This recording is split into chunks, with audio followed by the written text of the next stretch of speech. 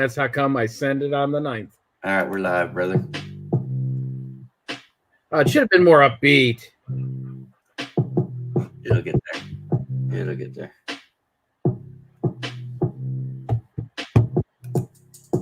Told you. Just trust me, baby. All right. Two white people who can't dance, bebopping. This music is seriously cool if you listen to it. I actually was a good dancer when I was younger. Yeah, but that's back when dinosaurs roamed the earth. No, I think I still got. I'm still jiggy with it. I think I still got the 911 or 411 or whatever. I think the fact that you just said you're still jiggy with it disqualifies you from today's generation. Maybe a little bit. I don't know. Come on, Joe, the finance guy. Rob Deptford in the house. Look at that. Now, how are you, Rob? I would believe he's still jiggy with it. Yeah, he's really good on camera, and how he does all that, he is awesome. Simon's telling us you're old. That's what's up. Oh, Jairus is in the house. hey, Jairus. I got Jairus coming on my Marketing Mondays. Oh, that's great. That is awesome. Y'all don't like that music or what? I think that music is popping, but I think I would have got something a little bit more lift up, but remember, we can't play regular music, and so yeah, that's the thing. Like all the songs that I would really want to play, I don't own the rights to them, so and I'm not. And I'm not talking about like what you and Alicia were talking about yesterday, like Gloria Love or whatever. Which I'm probably more on Alicia's side. Oh, I know. Music. That's why I tease you pretty much the same way I tease her. Right. I like Chicago and all that. And did you feel bad for her last night, or? Well, you know what? I was finally picking on somebody other than me. No, I was watching it, and remember, it was my daughter's birthday yesterday, so she turned 28 yesterday. Yeah. How does it feel to have a 28-year-old? See, that's where you and I differ a little bit. My oldest is only 21. Well, how does it feel? It feels good. You got grandkids from her. Yeah, I have the grandkids. And I think it feels great that I'm able to do things with and see her growing up and doing other things now, just like when Jen and I first started out. A couple corrections though. Jen and I have been married 21 years, not 20 like you said. I knew that because your anniversary is in January, and so right. So it's flipped. Yeah. So whatever the year is, I did figure that out later. Sorry. Yeah, whatever the year is, that's when it is. Yeah. And I'm like that too, except for I have to wait till June. Yeah. And then you're going to be 21. Your marriage will be able. My marriage could legally have a beer in June. Right. And then crazy to but think. My grandkids were over last night, and I think the best thing about having older kids. Stacy, I don't get this. I'm not very smart. Orwell W new Q. I don't know. It's code. Right, but I'm not smart enough to crack it. Yeah, I couldn't do it either. You don't want me on that wall. But the greatest thing is being able to be young enough to see your grandkids now, and I think that's the best part because my grandkids they're the loves of my life. Yeah, they're great. Yeah. So I can't wait for grandkids because as you know, the name of my show with my wife is 8 is enough, but striving for 9. If you look, did you see it? I couldn't. Now I was watching you on my Hang on, I'm gonna change. I was watching you on the phone. Y'all see this right behind me? This is the banner, so you're not looking at my Scentsy stuff. That's why it's there. My logo. And this stuff in my background is my hobby. So right. So my logo is set in a pattern we call step and repeat in the print business or the marketing business or the design business. Okay, it's called step and repeat. You take an image or multiple images and you reinsert them in a pattern. That's step and repeat. So I did the same thing with Strive for 9. I put it at a 45-degree angle. I'm going to pull it up. I really like this. I thought it was great. I really like the design. My wife thinks that I picked a bitchy picture of her. That's what she said. Well, those are her words. That's a bitchy in quotes for anybody who's like, I'm not trying to just swear for no reason. But that's what she thinks. And I'm like, no, what it is, the 8 is enough hashtag was a retort in a snooty retort, in my opinion, to my Strive for 9. Hang on a second, I can share my screen. Okay.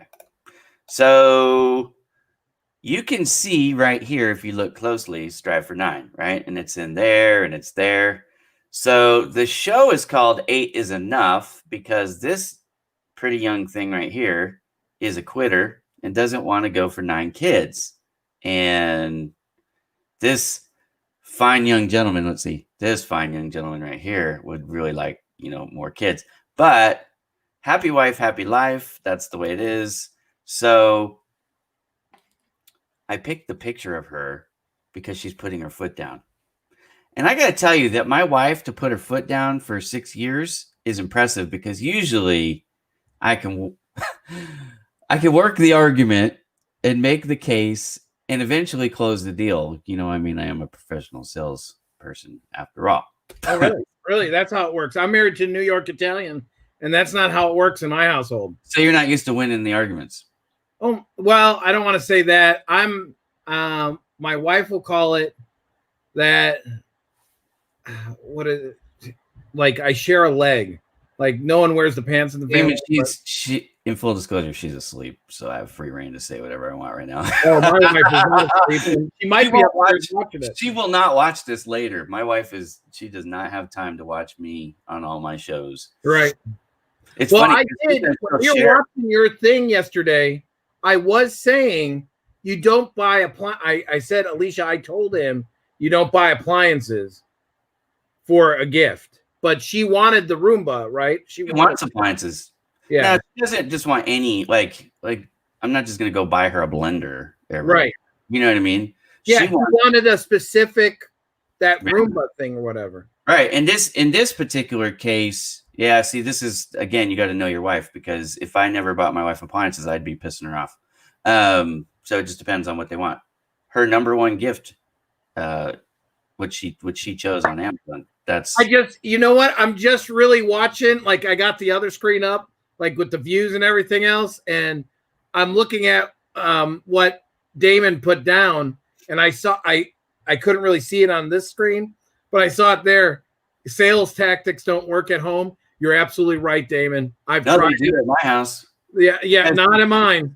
You guys are weak salespeople. That's all. No, we are not weak salespeople. When you really get to know your customer and you understand what motivates them, right? And you present the argument in the way that shows them the win, that allows them the victory.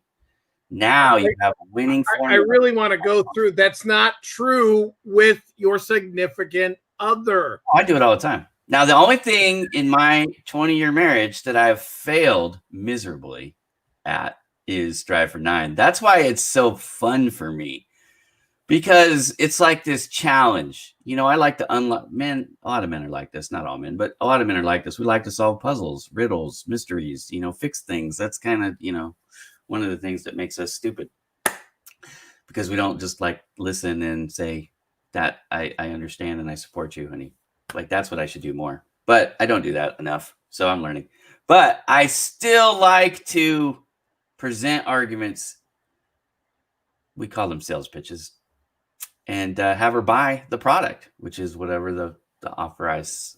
Wow. I can't wait to go up and talk to Jen about that next thing and go, listen, I know you're upset about this. Do you mind if I try to sell you this product or do the sales pitch on you? Now, first of all, let's get this straight. Okay, so now everybody listening, here's some sales advice for you, because obviously you guys need it. Here we go. Nobody likes to be sold.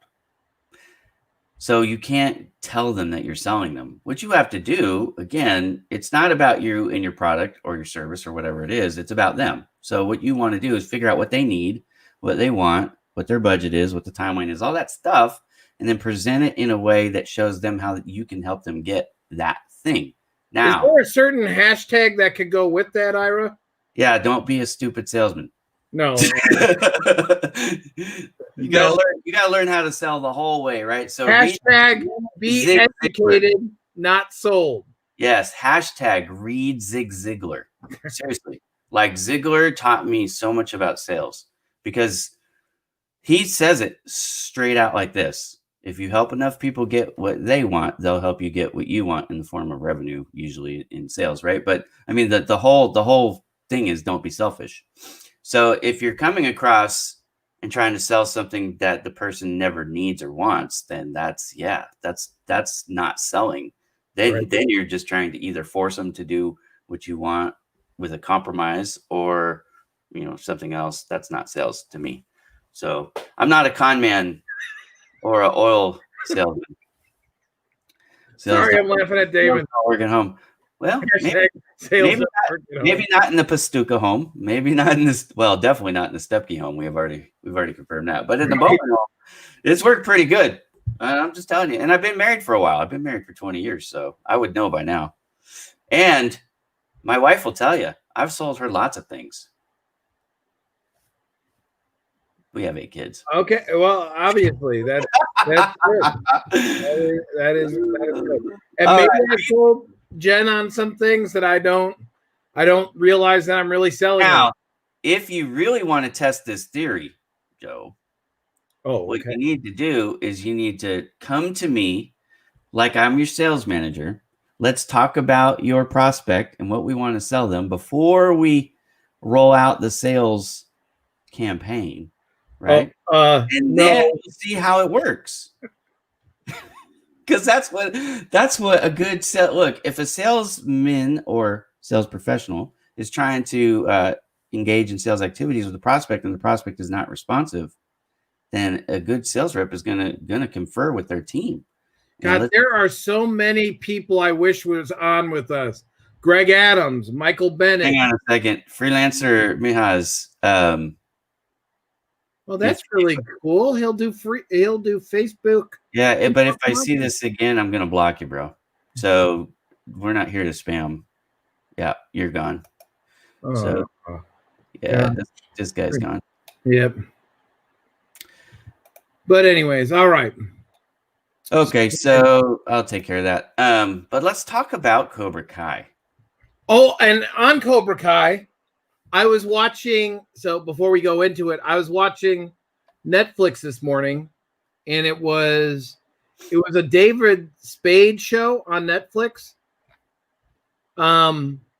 They interviewed the cast of Cobra Kai, and where do you want to start? Did you see all the episodes, Ira?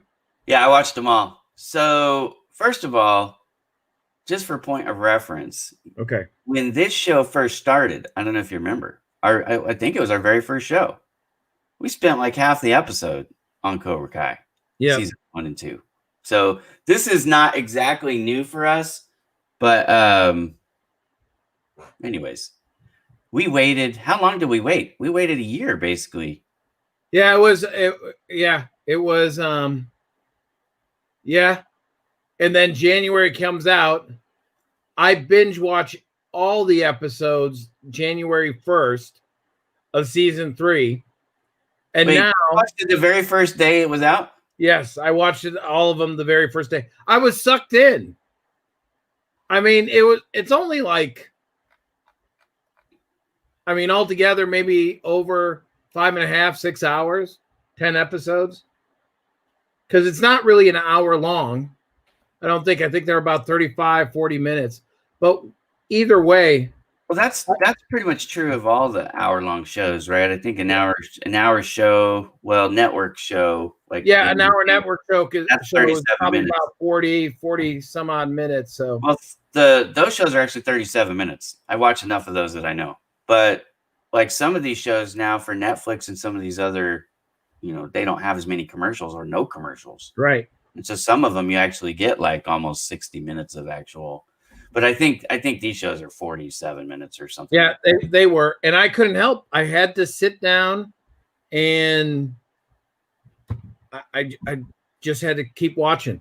I could not stop watching it. And so let's talk about it. So first of all, let's just talk about why we're interested in it, because I think some people are like, why do two grown men even give a crap? Because I typically don't care about TV, and I don't watch a lot of TV. Although I've started in the evening to watch more than I was, only to kind of take a break. You know what I mean? Right. Like you gotta let your mind just kind of wander sometimes and relax. And I work a lot, so I've been checking out this show called Daredevil. It's a Marvel thing. You've heard of it? Yes. No, I've never. Right. I mean, look behind you. I guess you'd have to be blind not to see that movie. Right, but I never heard of this character. As you know, that's probably not going to surprise you, but you know what I mean? Like so I didn't even realize. I was just going, what could I watch? And it looked like a kind of cool show, and my sons are geeking out about it. Like, oh man. It is awesome. Not that Ben Affleck. What? This guy must not be American. He's not American. He's Canadian. But you know what I mean? How un-American he hasn't started season 2 yet. But Rob's right. He hit it right on the head, and that's what I was going to say, Rob. I mean, that's why Joe and I are interested in it too. It's nostalgia. Yeah. Like when was Karate Kid originally released? Was that I thought we talked about this last week. 1984. Okay, that was the first one. That was the first one. The very first one was 1984. I was 14 years old. I was 7. You know what I mean? I was 7 years old when it came out. So I was like right in my impressionable years. So I mean, who didn't grow up in the 80s or the 70s? Maybe not the early 70s, but the late 70s. Doing the crane kick. Right. You know what I mean? Like I don't know. I never tried it in a real fight, and I was in more fights than I care to admit. But in my mind, that was like the coolest move ever. And then when the second movie came out and it doesn't work, you're like, what? That's you know what I mean? Yeah, but wait a minute. The toy drum thing, which is supposed to be right. But in the first movie, William Zabka or Johnny wouldn't have known about that. In the second movie, he's in Okinawa, and that's where the crane originated from. The Miyagi. No, I mean, I'm not saying it doesn't make sense. I'm just saying, as a young, I think I was a young kid, right? And you see, I think I was a teenager when two came out. And first of all, you don't necessarily understand the whole storyboard at that point, anyways. Right. Like, how does he fit in with Zato and all that stuff? But it didn't work. You're rooting for Karate Kid to win, obviously, because he's the hero. Right. And he's getting his butt just trounced by this guy that you've been made to hate because he's the villain or chosen. I had to think. I was looking up what was Sato's nephew's name. What is his name? Because it keeps Chosen. Okay. Yeah.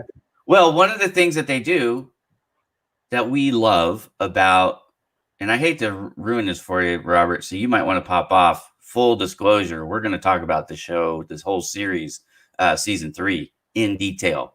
So if you don't want to know about Cobra Kai season 3, look, if you guys if you're planning on watching this at any time, you haven't already watched it, I hate to say leave, but you might want to leave because we're going to ruin it for you. Maybe. Okay. So that's going to be funny when we look at where we're at and how many of you, I don't know why we dropped off after 20 minutes, Ira.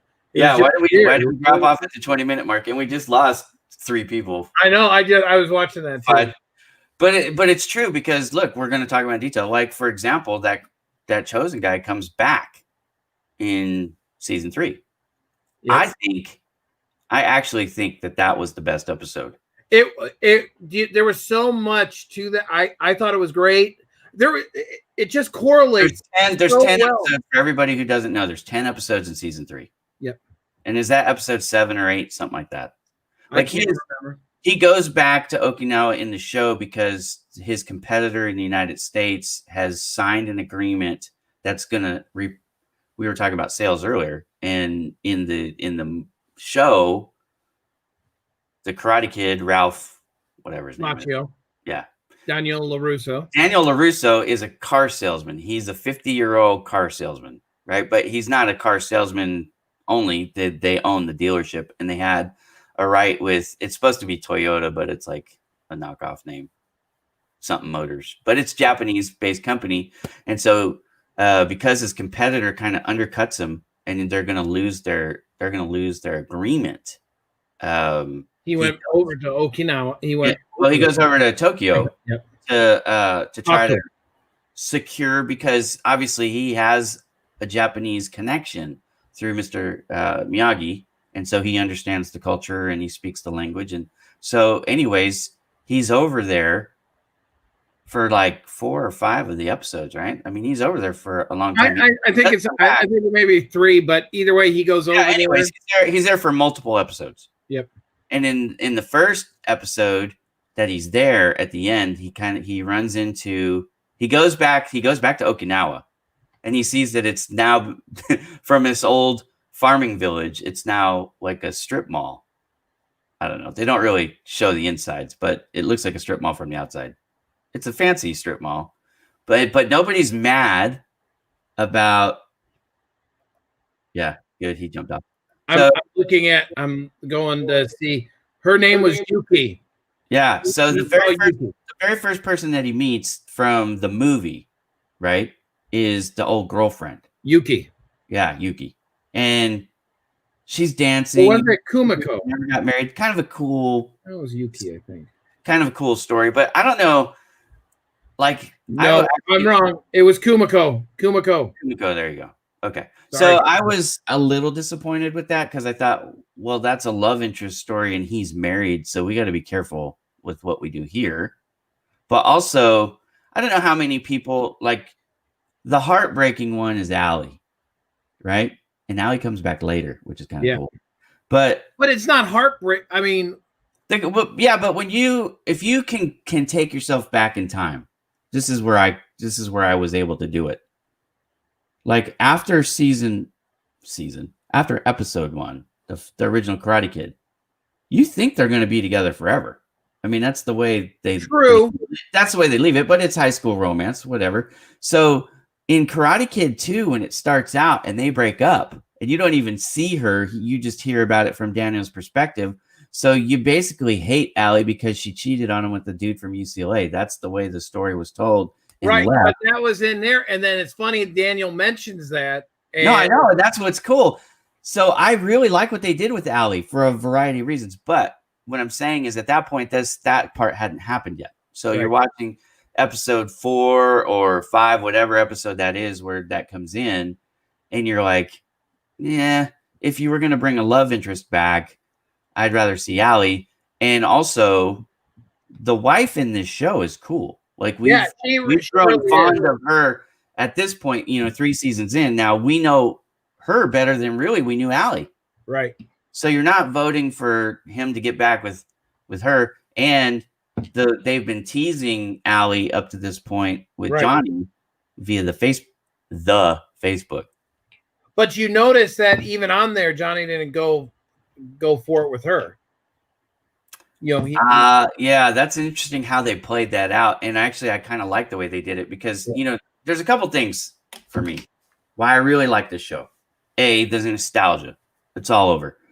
You and I have talked about this before. I really love the way they go back and forth. They have interwoven the story current day with still being true to the original story, but not even just the first one, but the second one. You know what I mean? Like it's consistent throughout and it all makes sense. And it's like not a fairy tale. The movies are fairy tale-ish, not very realistic, honestly. Let's just, call it what it is. But the show is much more modern day, is much more real life. Right. Oh, yeah. And it turns William Zabka, it gives you the point of view that he wasn't the villain back in 1984. Oh, yeah. Everybody thought he was the villain, who was the bad guy. You're seeing character development in all of them. Right. But if you look at it from a certain point of view, he might not have been, And guys, or feel free to jump in with comments, by the way, what? for the people in the audience. Oh, if you want to jump in the conversation on here, because we have people watching. Yep. But they haven't. I don't know if they haven't watched it yet or what. Yeah. Anyways. Well, either way, I thought it was great. I think it's. I mean, everything. No, about what you were talking about something important. So Johnny. Oh yeah, Johnny. Yeah, like Johnny being the bad guy and then switching around.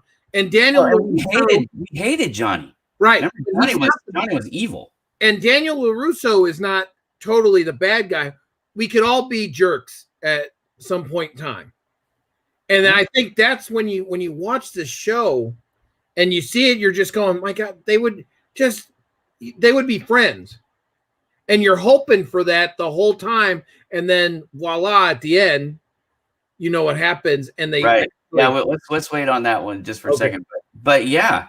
And here's the thing to keep up with that. Like almost everything is from your point of view. And Correct. So the movies were from Daniel LaRusso's, I hate to say point of view, but you know what I mean? Like that, they followed him and everything was about him. And if it didn't have anything to do with him, then they pretty much didn't show it. You know what I mean? A little bit about. But it wasn't, they can't, that's what the movie was supposed to be. Right. No, I'm not saying they did a bad job with it, but what they've done with the show, which is interesting, is they followed more than one character and developed. So you get to see, like you said with Allie, which we haven't really talked about yet, but you know, in the episode of which I think is 7 or 8, something like that, Allie is on a date. It's an official date with Johnny. Yep. But we feel bad because the night before he actually slept with Miguel's mom. Yeah. So that was a little cringeworthy for me, if I'm just being honest, because it's like, well, what are you doing with this? Because now you've committed to the other lady. No, well, hold on a minute. Now just wait. Whoa, he didn't commit yet. She came over on her own free will. What does sex imply? Come on, bro. I'm messing. I just wanted to throw that out there. Yeah, I think I was saying it when that's what made me feel weird, because Johnny in this show is not portrayed as a bad guy. No, right? He's a sympathetic character. However, he does a lot of bad things. He's been in and he's not very PC. He drinks way too much, in my opinion. He's served alcohol to kids, and but he's treating the kids like he wanted to be treated, or he was treated when he was. Yeah. There's a lot of character development, and obviously the bad guy is still. Whatever. Yeah. John Kreese or whatever. Yeah, Kreese, the original sensei of Cobra Kai, comes back. Is that season 2? He comes back and takes over the new Cobra Kai, which Johnny started. So when Cobra Kai starts, I actually was rooting for it. You know what I mean? Like that's how they want you, I think, and that's the name of the show. So I liked it. And I kind of do like. That's funny. Somebody named Cobra Kai is saying hello to us. Right. But even look here. So you got strike first, strike hard, no mercy. I think in a fight. Hold on. Well, wait a minute. Hold on. Just respond back and go, thank you very much. Hey, I appreciate it. Yeah. I'm not on YouTube. I'm not going to go back on there, but go ahead. I like a lot of what they had going on in the first season in that dojo, right? Yep. Like it was pretty cool. And it's funny because as I was starting to watch season 3, I was agreeing with some of the stuff that Johnny was saying. My wife did not watch season 1 or season 2, right? She didn't watch season 3 either. She watched like the first episode and she's like, I'm out of here.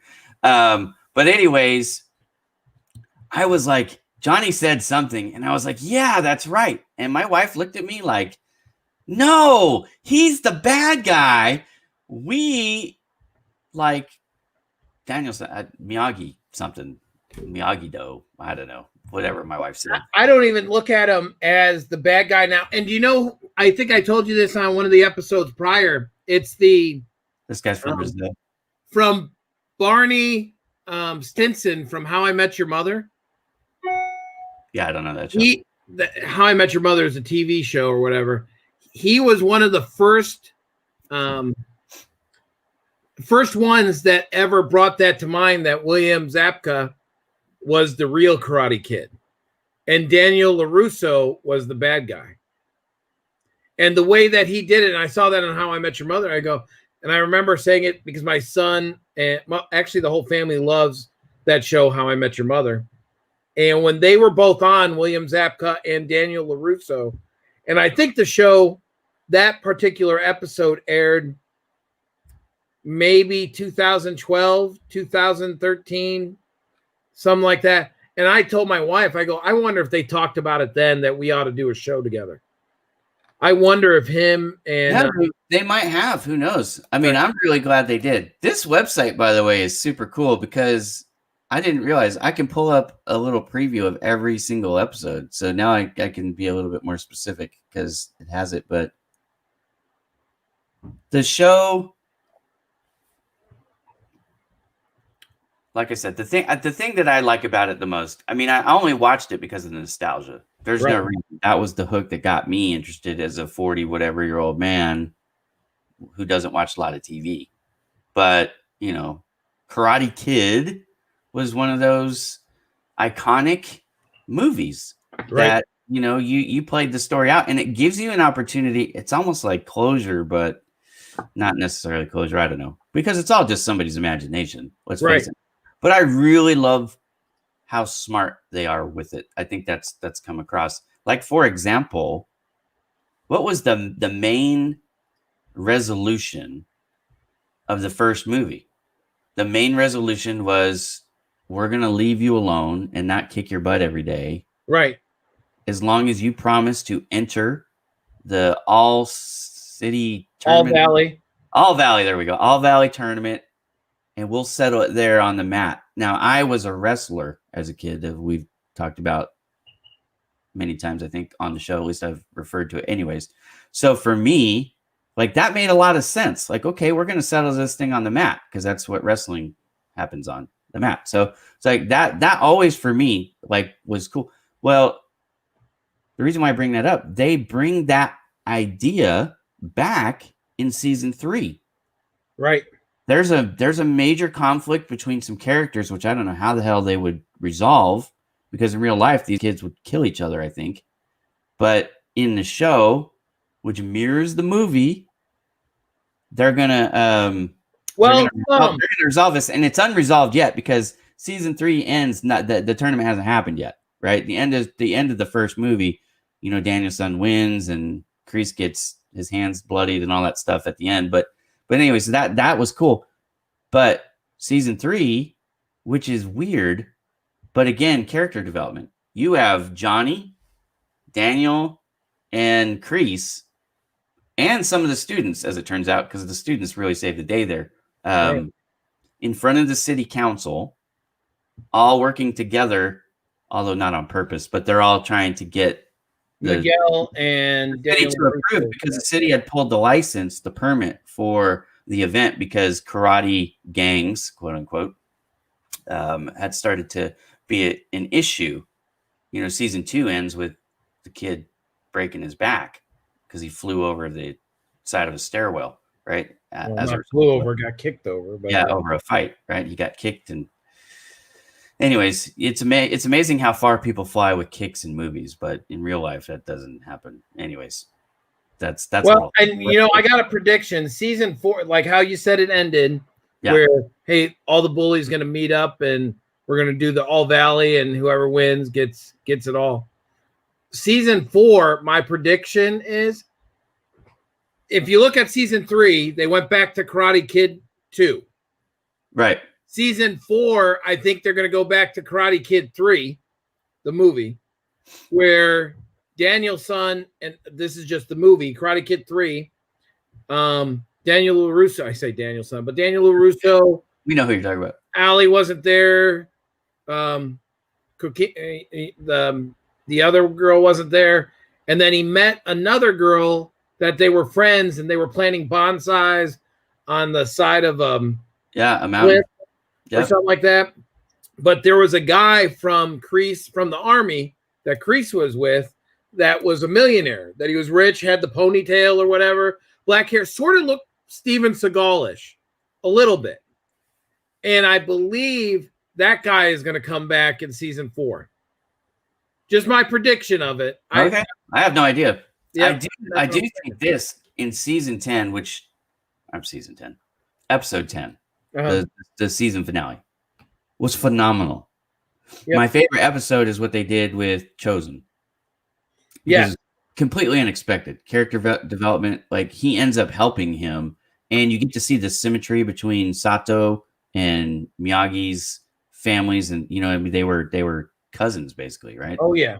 So it's interesting the way that all happens. But in season 10, one of the things, or I keep saying season 10, sorry, show 10. One of the things that's interesting, it's a storyline within the story, but it's not the main storyline, is Johnny's son is one of the teenager characters, and he's one of the better ones, right? Which you would expect Johnny's kid to be naturally good at it. So he was the original pupil of Daniel. And that storyline, that conflict was interesting I think that was season 1, if I remember right. Okay. So season 2, he gets in the fight. He kicks Miguel off. Miguel is Cobra Kai at that point. And the son, which I can't remember his name, is Miyagi-Do. Because that's what he opens up a dojo and he calls it Miyagi-Do. Anyways. Now we've had because we have a third, because Cobra Kai had a split. Johnny broke off from Kreese, and so now what are they? Eagle? No, I don't think they came up with the name. They're Eagle Fang. They're Eagle Fang Dojo.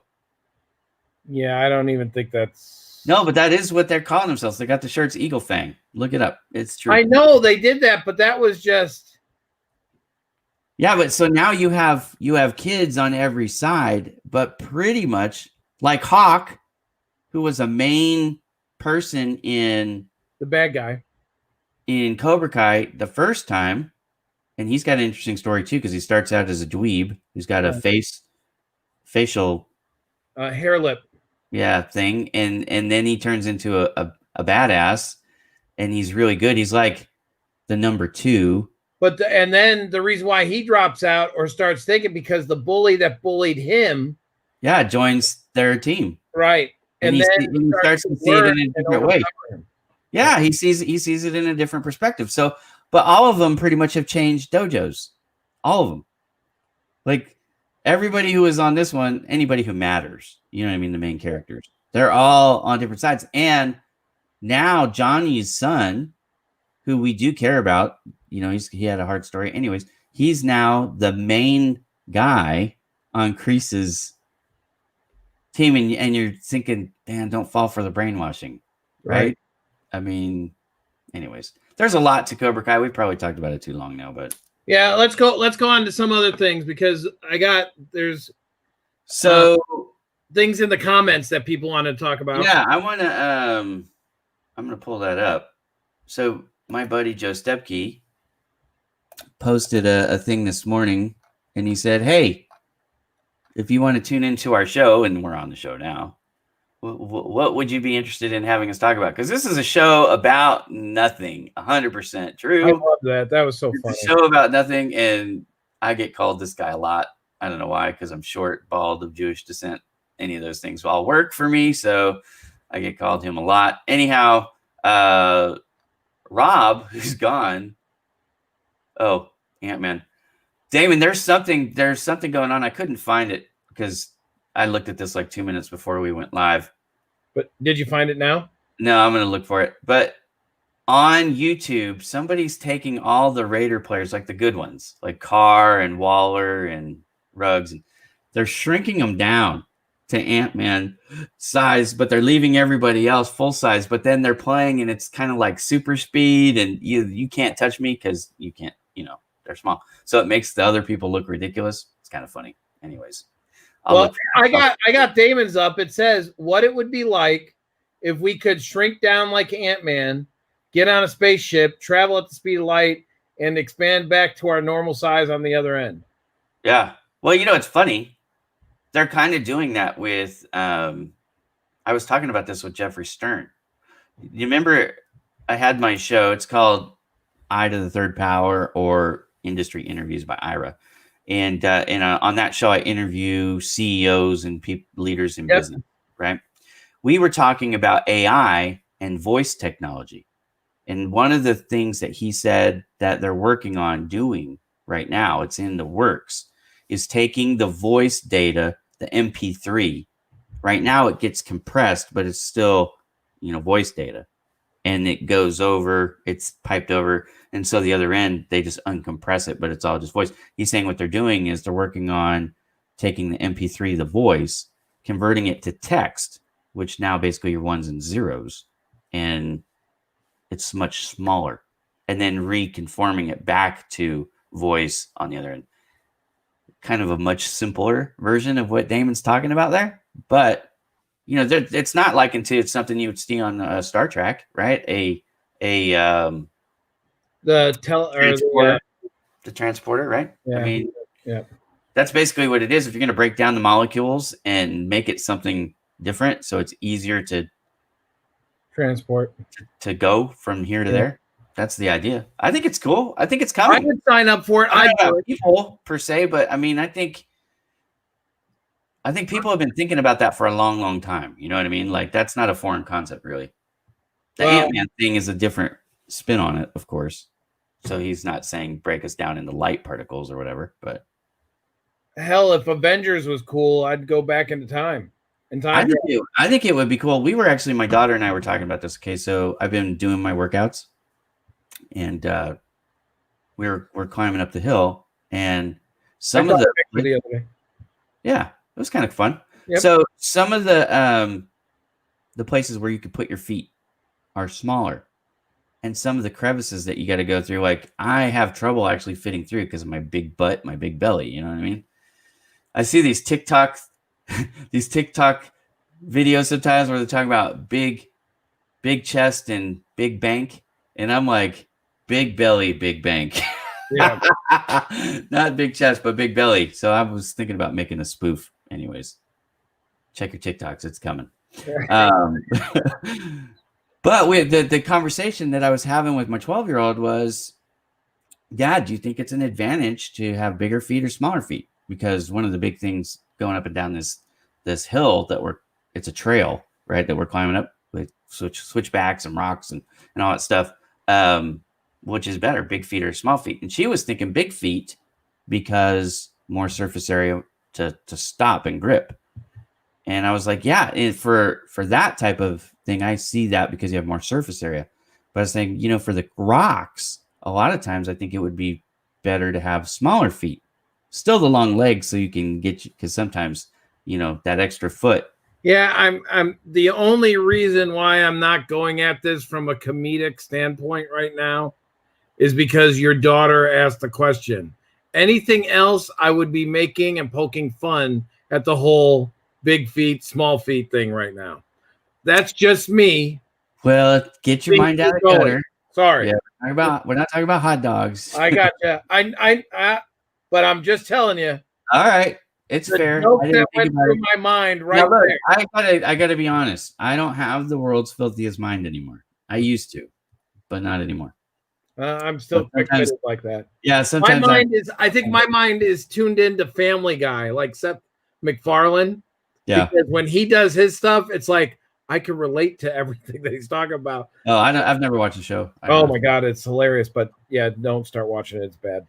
So yeah, I watch PG stuff mostly, just so everybody knows. Keep doing that, Ira. Keep watching. I'm that guy. But anyways, we were talking about that, and I think it would be cool if you could. I'm going to take Damon's idea and just spin it a little bit.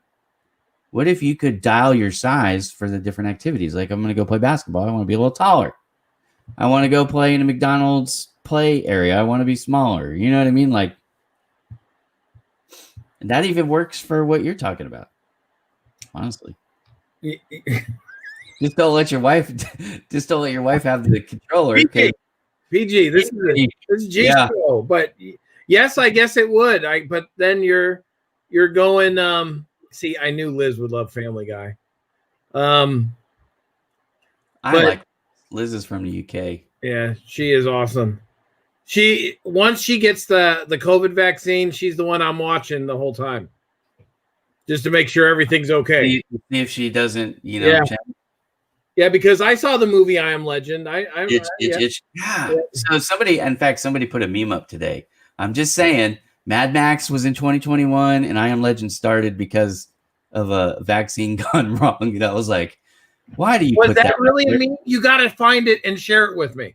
I think it was on Facebook. I will find it. But yeah, because it was a split screen. Like I could recreate it if I couldn't find it, but it was a split screen, and that's what it said. And I was like, we don't need to tempt fate. Like, why? We're living it. So easy. That's how come buy more guns. Yeah, that's the solution. Yeah, that's the solution. All right. So hold on. All right. So we did that one. Damon was talking about, and here, I'm gonna pull it up because the other one that I wanted to talk about was Rob. Rob had a good one. Okay, we'll do Rob's, and then you guys should talk about vacations. Many are reminiscing right now. I say, as our annual ski trip appears to be going on hold for this year, and yes, we're due for Zoom. Okay, so vacations, 100%.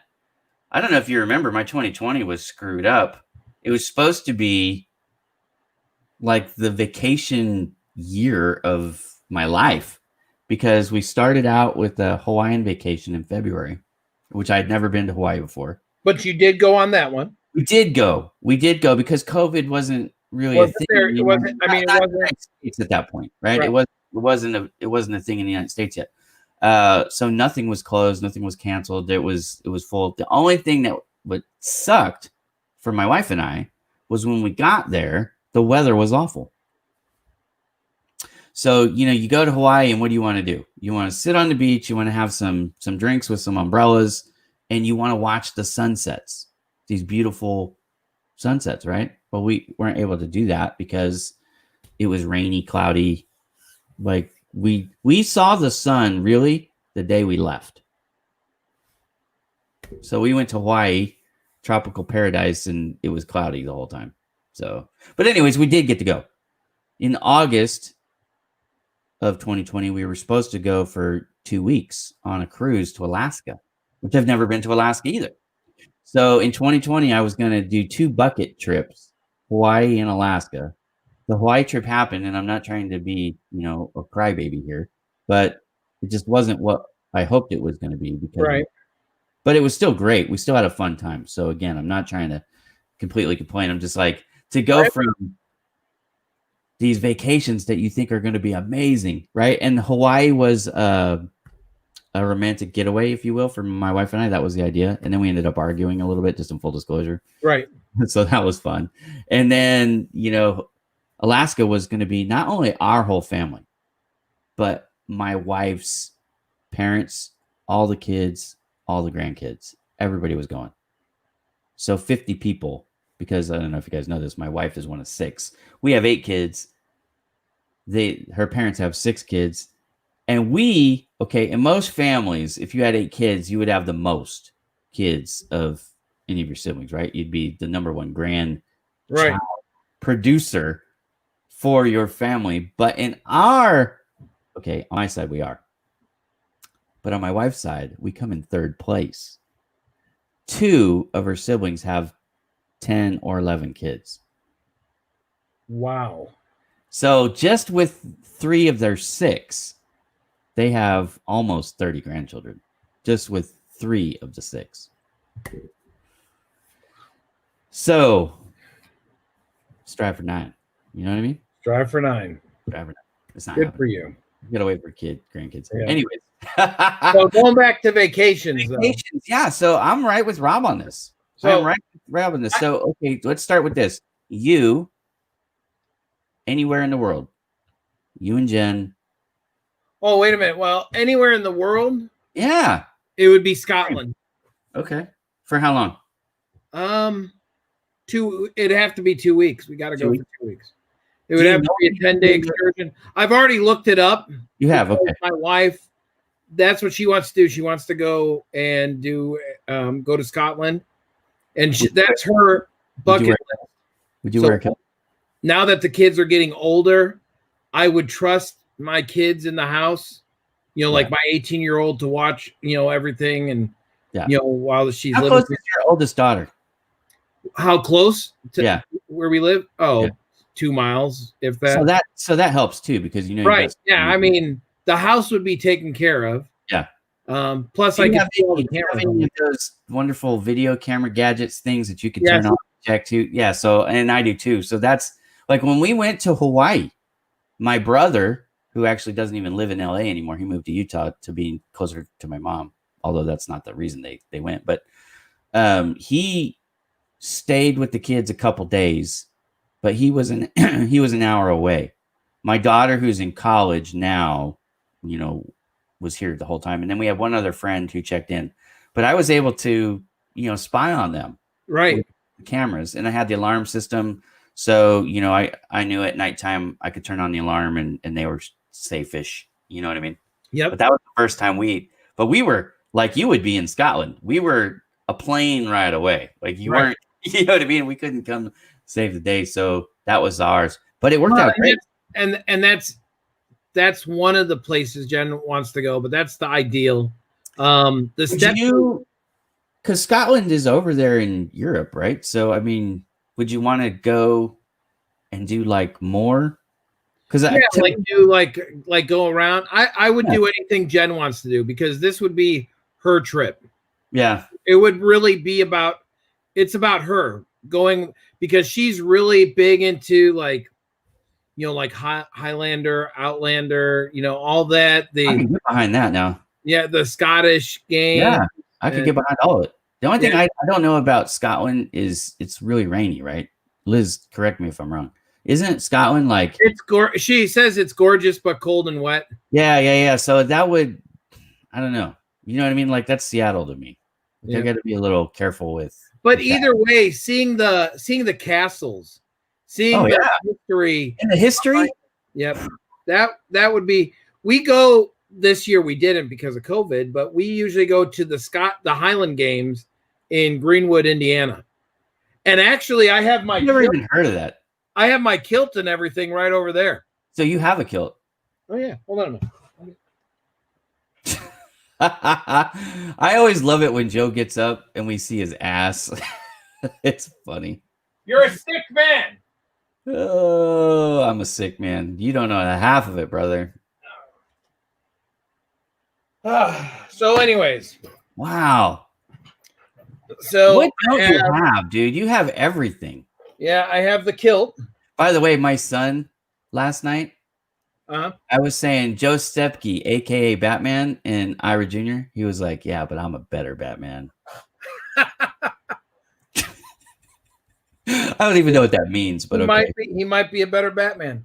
But I got the thing. This is like the sash that goes over it on the side. Yeah. Okay. We need a picture of you. I got my little hat like that, and then the little thing that goes around. You need a bagpipe. That's what you need. Yep. So I have a picture of it. I could find it and send it to you. But I do have one. Hello?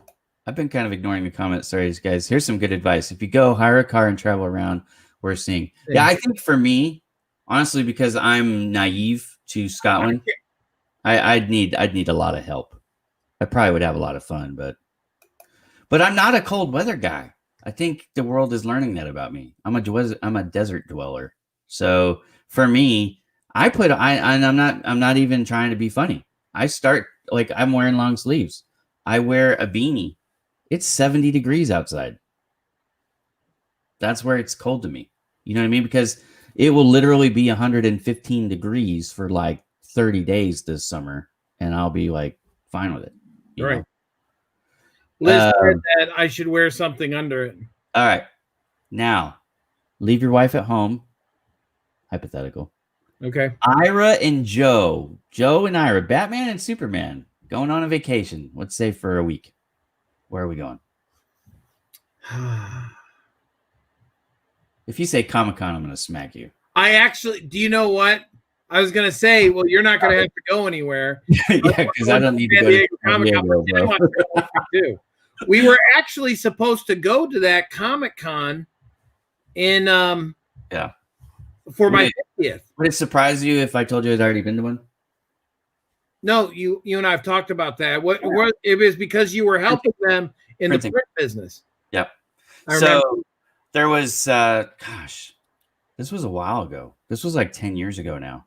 So I worked for ARC, the company that I came back here to work for. I was working for ARC, but I was working for them in Las Vegas. And the facility in Las Vegas was growing. I helped grow that department, which was cool. So we had some really cool equipment, flatbed printing equipment and router equipment, CNC routing machines. So we could print on plastic and metal and wood and rubber and those kinds of things. Well, there was an order for Comic-Con that somehow got messed up. But when it got messed up, the shop that was supposed to do it, the equipment was down. And there was no way they were going to meet the timeline. And the other facility that was really big down here was working on something else. And they couldn't stop, right? Because everybody makes commitments.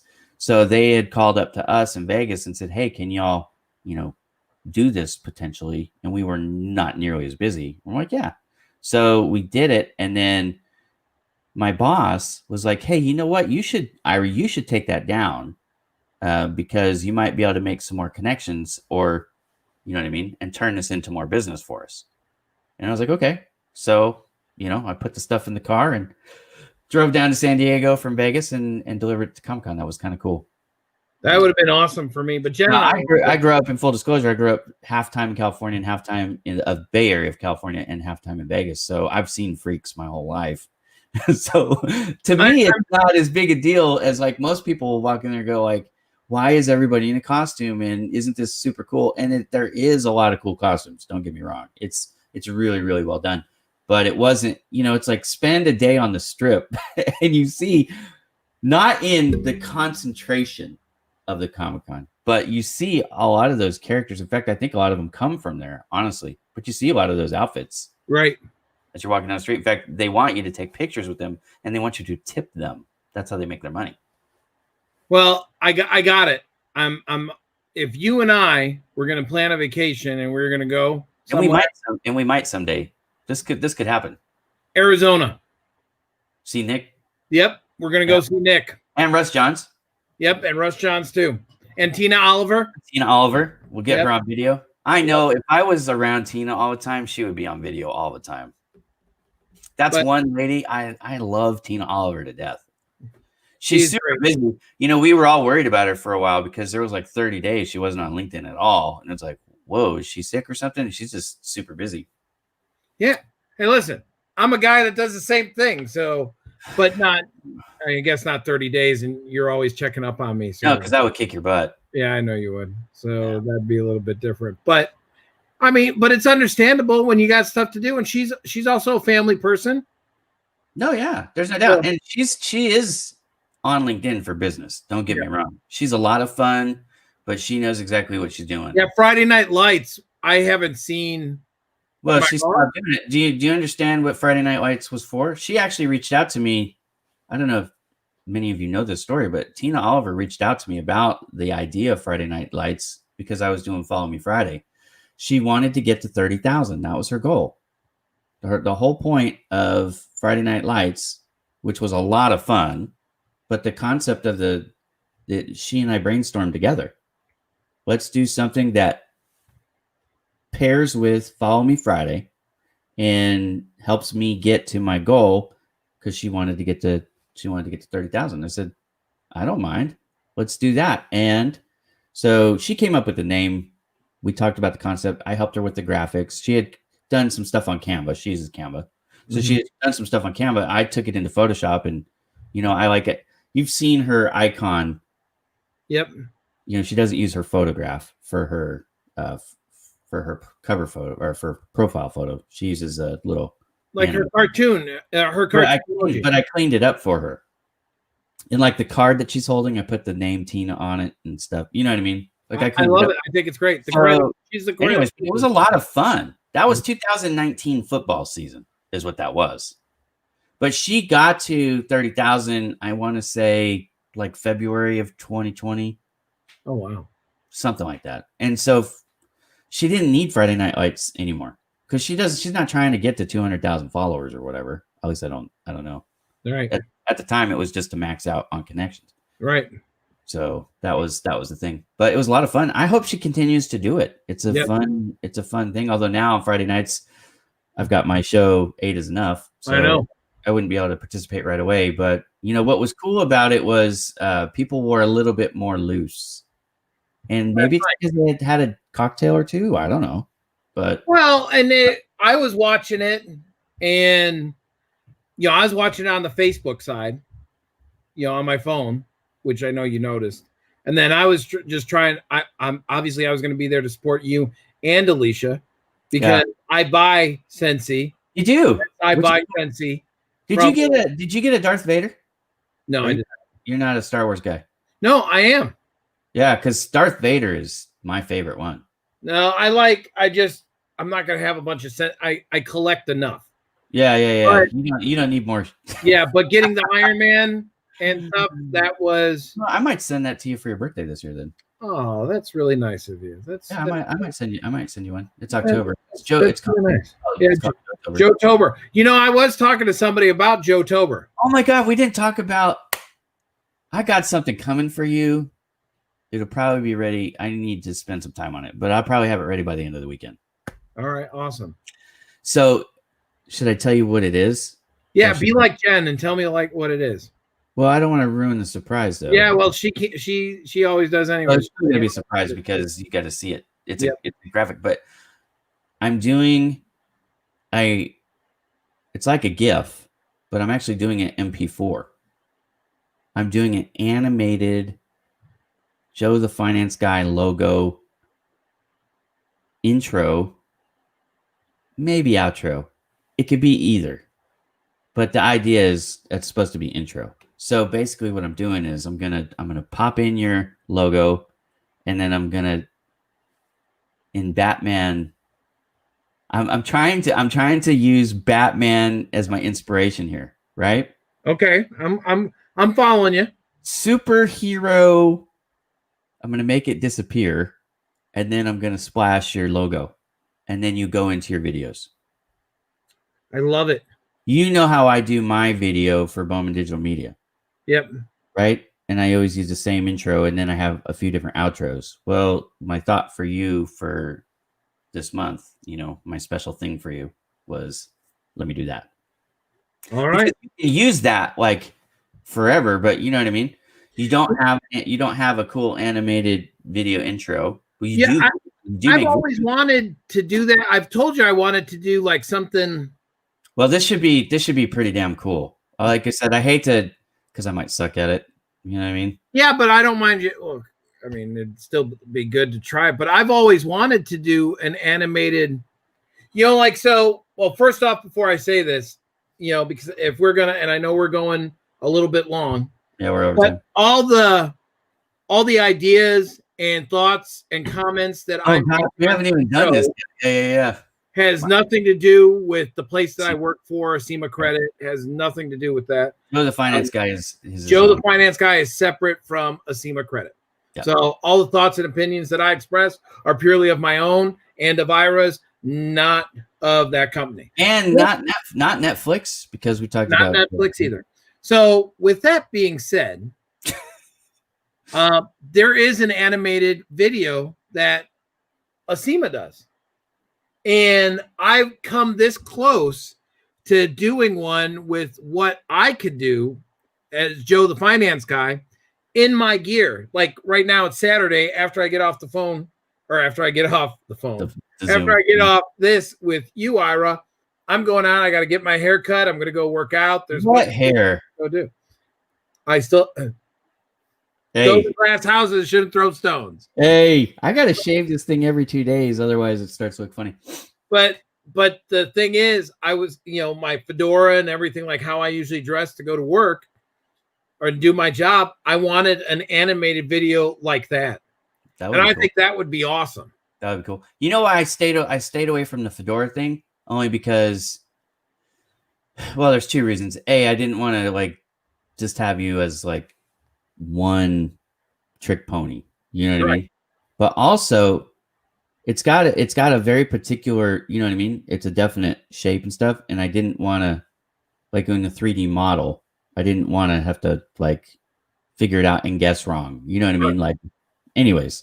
No. I'm I thought good. it was safer to stay away from it. In the gift that I did for you, that original gift, I took the hat off the O. Like the O is your head, and then I put it back on, which I think was Jen's original idea. Right. Because I've never actually talked to her. So, and she created your logo, which of all the logos that I deal with for my clients, you know, you're one of the very few who either didn't pay me to do it because you have been in business longer than you've known me, or somebody else. You know what I mean? Like you didn't have it professionally done, but it looks I mean, it looks like it. She did a phenomenal job with it. Believe it or not, I got to tell you this too. So Jen does cricket and all that other type stuff. And when we did this, she goes, I can make your logo for you. And I said, great. And you remember when I did the LinkedIn post with the 4 different logos that she made up for me, which one does everybody like type thing. And you might not remember. I don't remember that. Yeah. So, but one of the things that was a benefit. So when I signed up a merchant or a retailer, I would call her up and go, hey, listen, they don't have a logo. Do you mind helping me? And she would make that logo for them. Yeah. Well, you know, it's funny. That's similar to how I got into the graphics business too. I was in the print business. But she would, and I want to add, she did not get paid for it. She would do it for free because obviously I'm her. Right. And it helped you close deals. Correct. We have that in common. Do you know how much people get paid to make up a logo? Right. And I go, I don't know, $20. And she goes, try again. Yeah, there are people who will do it out there for $20, but you don't necessarily want to use them. Right. And but I didn't know. Yeah. She goes, no, it's more like anywhere from 200 to 1,000. Yeah, it depends. So there are different types of marketing firms, different types of designers, you know, independent designers or companies, you know, so some companies spend thousands and thousands of dollars. Yep. You know, for one logo. Now, the logo itself could have been designed by anybody really, but the reason why usually, if it's that expensive, is because they're going to be doing a deep dive, a marketing analysis, the company itself, and usually the target audience. And they're going to try to put together colors and psychology, and there's a lot of thought that goes into it. It's not just a pretty picture. Usually when you spend $100, $200, you're getting a cool picture and no psychology or marketing thought behind it other than just that. And like the Nike swoosh, right? The little, you know, things like that, they're not hard to design. It's not a complicated image. Frankly, this one behind me, Bowman Digital Media, again, not hard to design, but there is some psychology behind it, which I won't necessarily share, but I would tell you, but not necessarily the whole world. But anyways, there's reasons why I've done what I did. So the consultations that you get, the amount of people that are on the team, those are usually some of the factors. But like Jen was helping you create logos for your customers. And again, she did I've not seen any others, but with Joe, the finance guy, she knocked it out of the park, in my opinion. Yep. Yeah, no, I totally respect it. I got into graphics the same way. I never charged for my designs ever. What I was doing was, you cannot print a file if no file exists. And I had trouble explaining that to people. Like, hey, you want me to wrap your vehicle? You want me to, you know, print a banner for you? You want me to print these brochures for you? Whatever. Where's the file? You have to have print ready artwork. Right. And these small and medium businesses that I was trying to sell to didn't have a marketing team, didn't have a designer on staff, didn't understand how it worked. They're like, Well, I want a vehicle wrap. How much is the vehicle wrap going to cost me? Well, the vehicle wrap itself depends on the make and the model and the year and the condition and all that stuff. But, it can be anywhere from, let's say, $1,500 on the small side to about $4,000 if you want to wrap a box truck, right? It just depends on the vehicle size. Right. And they go, okay, great, let's go. And then I would say, all right, perfect. We need the artwork. And they would look at you with a blank stare, like, what do you mean? You just told me it was going to be, X amount of dollars. Like, that's to print and install, not to design. Right. These are separate. And a lot of times, companies would go like, well, okay, it's just too hard. It's too complicated. It's too expensive, whatever. And I was losing deals. I was losing print deals. And so when I started making designs, I would do them after hours. So I wasn't on company time, and I was doing it on my own devices. So I wasn't using company resources, but I would only do design work for customers who needed it to do a print job. So they would send in, the intent to order, the letter of intent, and then I would create the file for them after hours. And anyways, thousands and thousands of dollars of orders I got because I would do the design work for free. Every other print shop in Vegas was charging at that time $75 an hour or more for design time. See, I think that's awesome. And that's how I got into it. When you add value, yeah, like that to anybody, what are they going to say? I was talking to somebody, a potential person. I'll probably sign up, and great guy. He's actually from where I'm from, Chicago. And we were talking, and he's going, what's the difference with you versus any other place around? Yeah. I go, because you get me. Yeah. Let me ask you something. What are you trying to do? Well, I'm trying to start my business, do this, blah, blah, blah. And I gave him right then and there. I go, whether you sign up with me or not, I'm going to give you 3 ideas. 3 ideas to help grow your business even before you open up. And when I did that and told him, it was a little bit more. He goes, where do I sign up with you? Those are the things I want to do to help people grow their business. Well, that's why you and I get along so well. You're right. We're both trying to do more than we get paid to do. Correct. To help people out. And some people have I'm just going to do what's expected of me, right? Yeah. I'm going to hit that target. And then there's people like me and you who go, well, I'm going to under promise and over deliver. Right. I lose business sometimes because I won't commit to deadlines that I think are unrealistic, or like everything has to break perfect for this to work. Like I very rarely miss a deadline because of that, mentality, if you will. I got to tell you, so last month I didn't hit our 51 goal or whatever you wanted me to hit. 51 and 21. Yeah. So I got my goals, or I got what I did last month. Mm-hmm. And on this, it's funny. You're talking about December now. Yeah, for December. Because we all have performance rankings. Yeah. I've never met a company, and remember, the opinions I express are surely purely of me. Right, we've talked about that. We're good. Nothing on there. But I've never met any other company that they changed the performance parameters. So I probably, you could be ASM of the month, but you might not be ASM of the month because we're just going to change it up or something like that. And it's just, yeah. When I look at that, but I want to explain my numbers. What I did over 2,000 again, Ira. I did over 2,000 leases for December. Yeah, all your clients. How many new accounts? I signed up 24 and 19 first leases. That's pretty darn good. Yeah, considering the goal is 5 and 5. So the goal was 50, bro. But yeah, I know.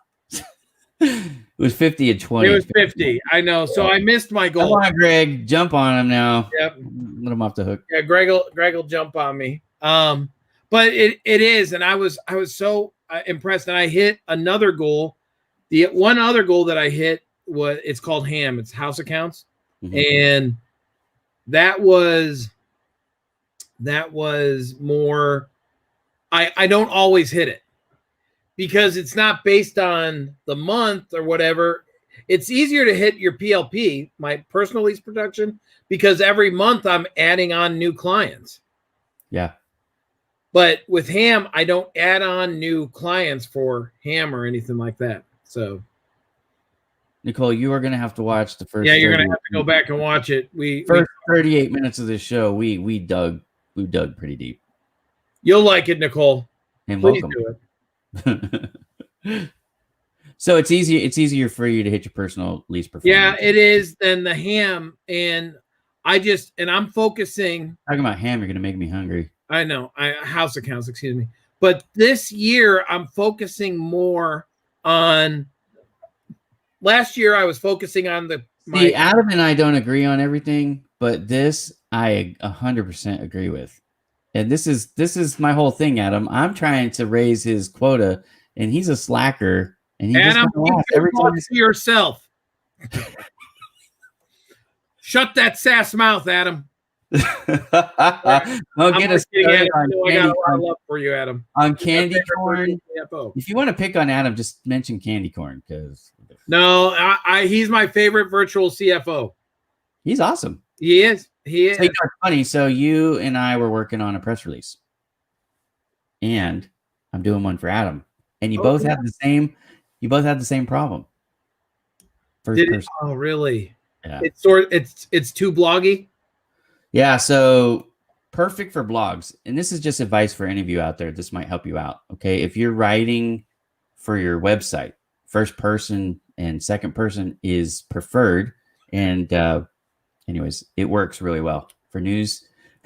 For news, it doesn't work. So if you want a press release, typically people will come to me, and I typically write the article, just so you know. Like, so most people will give me an idea. They'll give me some facts. They'll give me some backup data, some foundational stuff, and then I write it for them, and that's part of my service fee. So the service fee, $200, and I write it. But what people like about my press releases is you get the pictures included, and you also get the backlinks included. So it helps you in a variety of ways, but it has to be third person. I love this line. Shut your mouth when you're talking to me. Where does that come from, Adam? Do you know what's the source reference on that? I know it's a movie, but I don't remember. But I say it all the time. Hey, my pleasure. We must have picked up a new crowd because we analyze our stats at the end of these shows, and we see like, okay, well, let's maybe not talk about that stuff as much anymore because nobody was interested in it. Like the one day we talked about politics, and Joe almost lost his mind. Well, because we were talking about politics, but at the end it bared itself out because as soon as we got on it, like 17 people. Yeah. Now let me explain. I didn't lose my mind. There's certain things. No, he knew. Like his filter was telling him, danger, Mr. Robinson, and my filter was like, well, let's just go with it because it was the day. You just wanted to keep going. Oh, we were doing Wednesday. We were doing a show on Wednesday. Yeah, we were doing Cup of and that was the day after the election, and there still wasn't a declared winner. And so I thought people would be interested in how apropos was that. I mean, I was right on. People don't understand the Electoral College. They don't understand how it works and why. You know what I mean? They still don't get it. Maybe they get it more now, I think, hopefully. But, I was trying to explain it, and I thought it was interesting. A lot of people actually did think it was interesting, but there was a lot of people who also... Here comes the filter again in my mind. Okay. But there was also a lot of people who said, yeah, and left. So I get it. So we're not talking about it. But Wedding Crashers. Adam said it was from Wedding. There you go. Yes. That's a great movie. A little bit nasty. A little? Yeah. But, hey, he ends up with the girl at the end, right? Yeah. Okay. The smaller one. Yeah. That lady's nuts in that movie. Yeah. Anyways, I'm replaying that movie in my mind a little bit. That's a bad But anyways, all right. Okay. So, but we talked about the goals. We talked about everything else on there. What do you got going on this week? We talked about press releases. This week, if you need a press release, write in third person. Yep. We'll use the word they and them. Yep, we're gonna do the press release. I gotta finish the video. I am talking to a bunch of other people. I was talking about with the tires, but I'm talking to a bunch of other retailers about getting us or using Joe the Finance Guy. Yeah. What I was telling you, I'm focusing 2021 on the retailers that do business with me. So 80, you strengthening those relationships. Correct. So they were already strengthened, but one of the things I did, and I'll give you an example. Like I went into a retailer the other day, and I was telling them about the new QR codes that a customer can use to apply for their store. Yeah, which is cool. The no credit needed option. Right. If you need anything, joethefinanceguy.com. No credit needed payment option. No credit needed payment option. At zero cost to the retailer.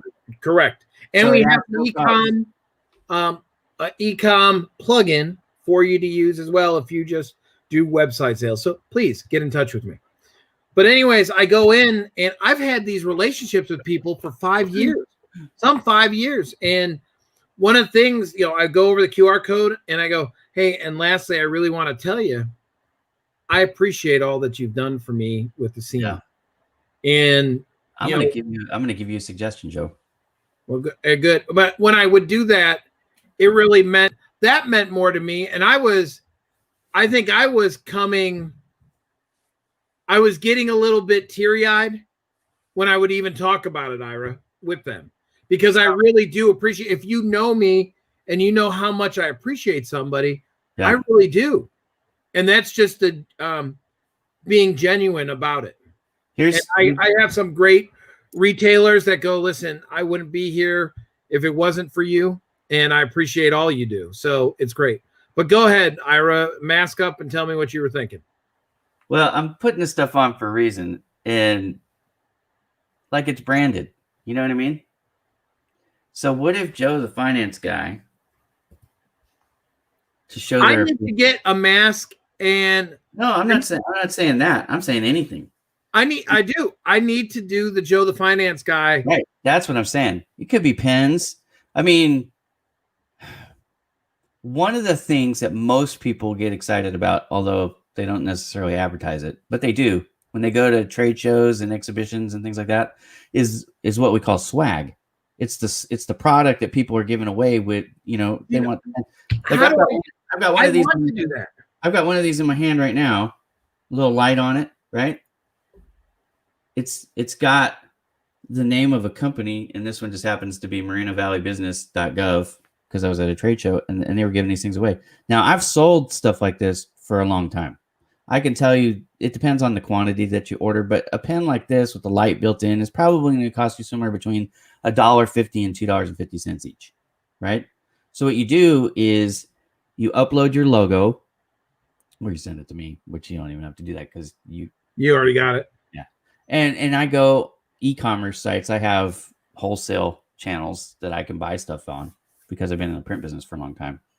And we buy, 100 of them, 500 of them. And then every time you go visit somebody that's been with you for a while, you give it to them. Now, I love it. I want to do it, Ira. Let's do it. This hat, the beanie, this is more of like a $10, $12 item, depending on how many you buy again. But you know what I mean? Face masks you can usually do for, about $5, $6 each. It just depends on what you want to do. You probably don't want to give out face masks, but, something that they would want. I'm thinking about be a coffee cup. And actually, if we did coffee cups, that would be awesome because we have Cup of Joe. Right. It's like, hey, I would love for you to tune in on Saturdays, but I just want to express my gratitude for the business. And, you can tell me a budget and how many you need, and, we can make that happen. But I think that would be a good thing. I think to start off, maybe about, I'd say 50. Well, and everybody pretty much knows you as Joe the Finance Guy, right? Right. I mean, even inside of SEMA Credit, they reference you as Joe the Finance Guy, right? Correct. That and Indiana Joe. Yeah, which is the other one. I like that one too. Actually, did I tell? I one other thing before we leave. Remember the person that did the picture for me and Jen, my younger. Yes, the Batman. And now I refer to her as Catwoman. That is who she is in that. That picture. Is who she is. She is my Catwoman. I got it right. Cool. And but did you talk to her about my invitation? Yes, I did. What did she say? Did she say not a snowball's chance in No, hell? she didn't say not a snowball's chance in hell.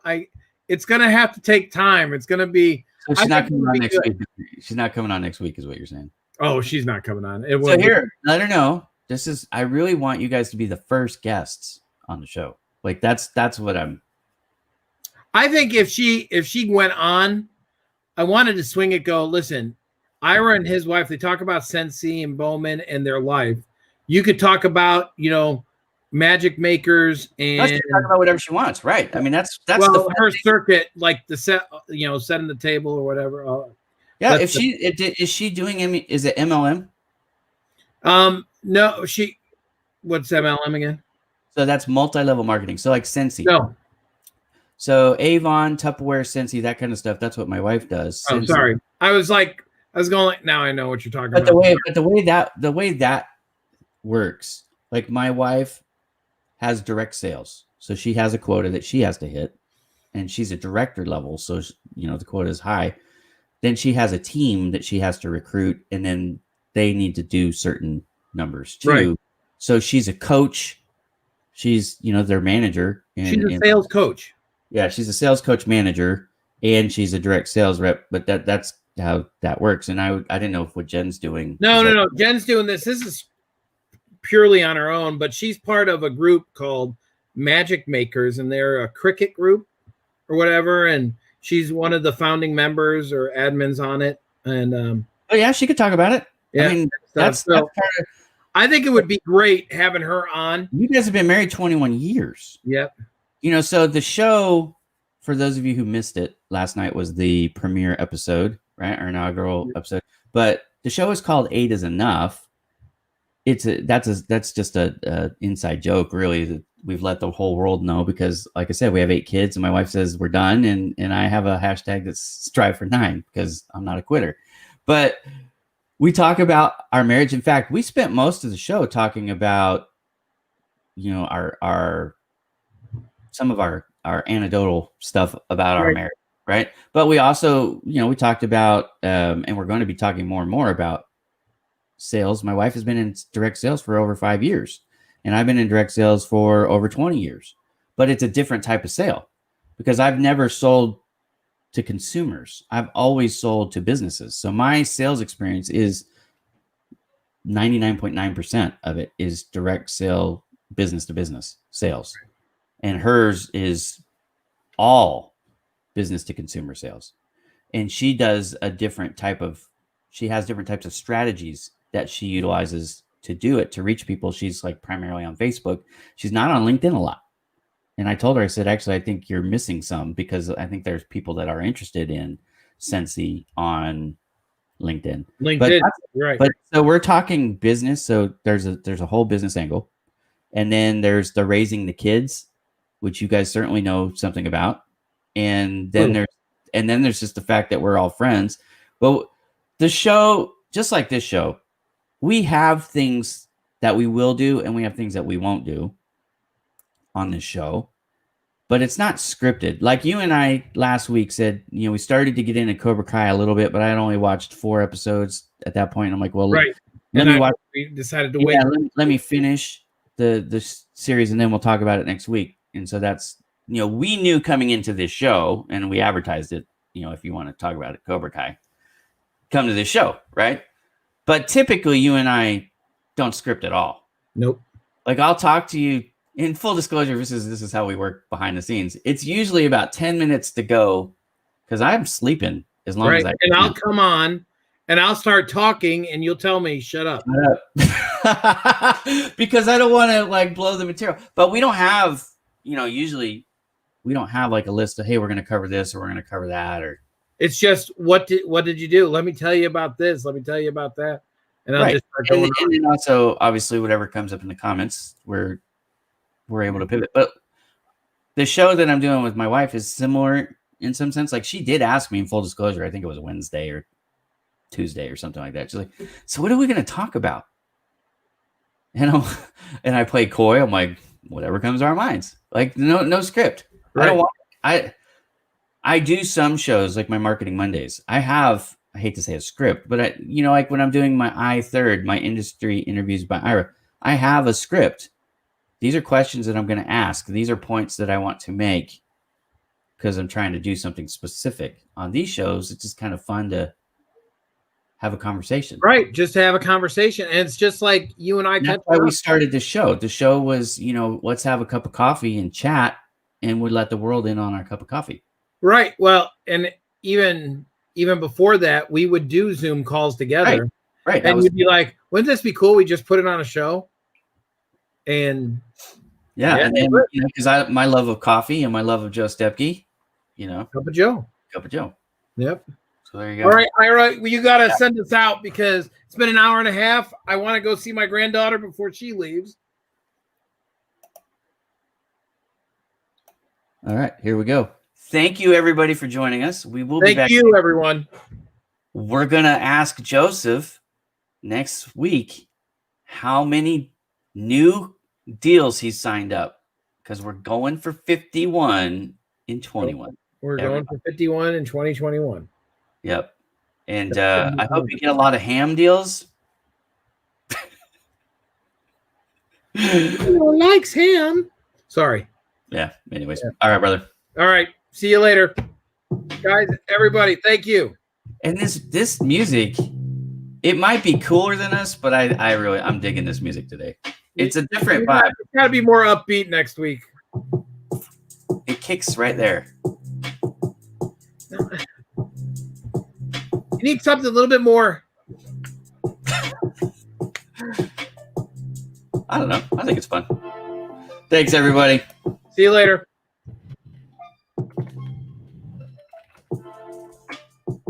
I always got to do this. That is awesome.